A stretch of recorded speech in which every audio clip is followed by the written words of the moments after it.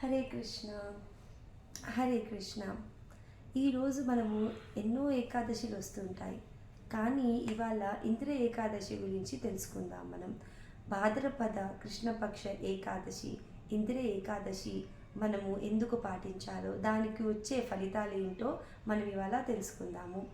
So ఈ యొక్క ఇంద్ర ఏకాదశి రోజు ధర్మరాజు ఇంకా కృష్ణ పరమాత్మ ఇద్దరు కూడా మాట్లాడుకుంటూ ఉన్నప్పుడు ధర్మరాజు ఈ విధంగా అడిగారు, ఈ యొక్క ఇంద్ర ఏకాదశిని మనం ఎందుకు వ్రతం చేయాలి, దాని నుంచి వచ్చే ఫలితాలు ఏంటి అని ఆ కృష్ణ భగవానుని అడిగాడు. అప్పుడు ఆ భగవానుడు చెప్పాడు, ఈ యొక్క ఏకాదశిని ఎవరైతే పాటిస్తారో, ఈ వ్రతాన్ని చేస్తారో వారికి ఎన్నో జన్మల నుంచి చేసిన పాపాలన్నీ తొలగిపోతాయి. అంతేకాకుండా వాళ్ళ యొక్క పూర్వజనులకు, వాళ్ళ యొక్క పితృలకు అందరికీ కూడా అధమలోకంలో ఉన్న వాళ్ళందరూ కూడా ఉత్తమ లోకంలోకి వెళ్తారు అనేసి చెప్పారు.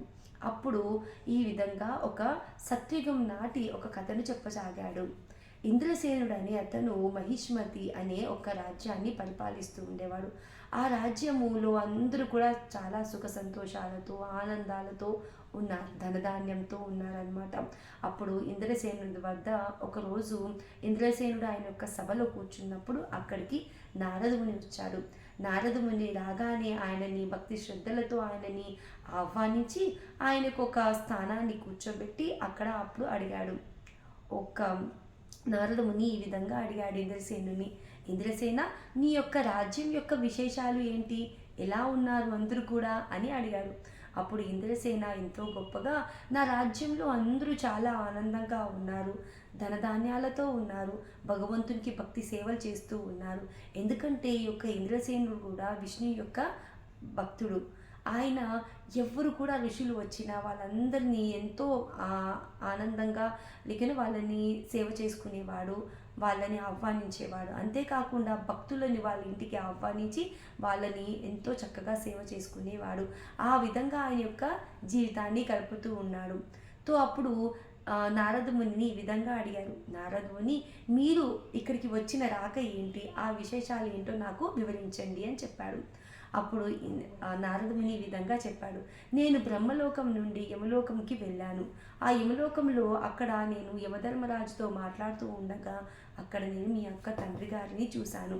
మీ తండ్రి గారు నా వద్దకు వచ్చి ఈ విధంగా అడిగారు, నేను ఎన్నో జన్మల పాపాలు చేశాను, దాని ఫలితంగా నేను ఇక్కడ యమలోకంలో ఉన్నాను. సో నాకు ఈ యొక్క ముక్తిని లభించాలి అనంటే నా యొక్క కొడుకు అయిన ఇంద్రసేనుడు ఇంద్ర ఏకాదశిని పాటించినచో నాకు ముక్తిని కలుగజేస్తాడు అనేసి చెప్పాడు. ఆ యొక్క సందేశాన్ని నేను నీకు ఇవ్వడానికి ఇక్కడికి వచ్చాను అని చెప్పాడు. అప్పుడు ఇంద్రసేనుడు ఎంతో ఆనందపడి, ఓ నారదముని, నేను ఈ యొక్క వ్రతాన్ని ఏ విధంగా చేయాలో మీరు మాకు వివరించండి అని అడుగుతాడు. అడిగినప్పుడు నారదముని ఈ విధంగా చెప్పాడు, ఓ ఇంద్రసేన, ఈ యొక్క భాద్రపద కృష్ణపక్ష ఏకాదశి, ఇంద్ర ఏకాదశిని ఆ రోజు ఉదయాన్నే లేచి మనము చక్కగా స్నానం చేసుకొని భక్తి శ్రద్ధలతో ఆ భగవంతుణ్ణి, ఆ కృష్ణ పరమాత్ముని ఆరాధించుకుంటూ మనము ఉపవాసం చేయవలను.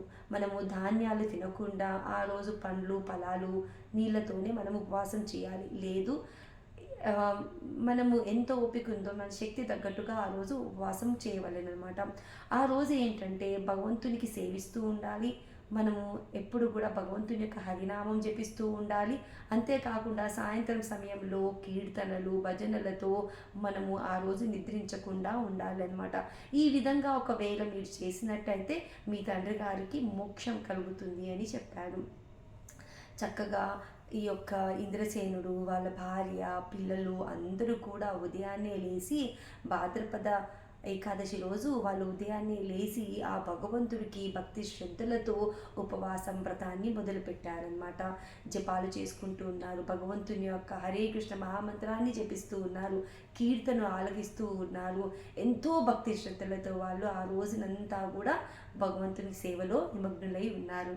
ఆ తర్వాత ఆ ఇంద్రసేనుడి యొక్క ఫ్యామిలీ అందరికీ కూడా అన్ని పాపాలన్నీ తొలగిపోయాయి. అంతేకాకుండా వారి తండ్రికి కూడా మోక్షాన్ని కలిగింది అనమాట. అంటే ఆయన అధమలోకంలో నుండి ఉన్నత లోకాలకి ఆయన వెళ్ళగలిగాడు అనమాట.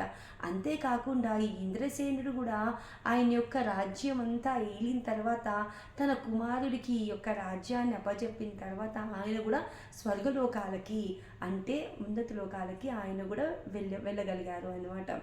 సో దానికి ఇంత యొక్క గొప్ప మహిమ ఈ యొక్క ఇంద్ర ఏకాదశికి కలుగుతుంది. మన పాపాలే తొలగిపోకుండా మన యొక్క పూర్వజుల కూడా పాపాలన్నీ తొలగిపోయి వాళ్ళు కూడా మోక్షాన్ని పొందగలుగుతారనమాట. సో ఇప్పుడు వచ్చే ఇంద్ర ఏకాదశిని ప్రతి ఒక్కరు కూడా పాటించాలి. ఏకాదశి చేసేటచో మనము చాలా భక్తి భావాలతో భగవంతునికి చేసామనుకోండి, మనకి ఎంతో భక్తి వస్తుంది, మన పాపాలన్నీ కూడా తొలగిపోతాయి. ఇంద్ర ఏకాదశికి జై. హరే కృష్ణ.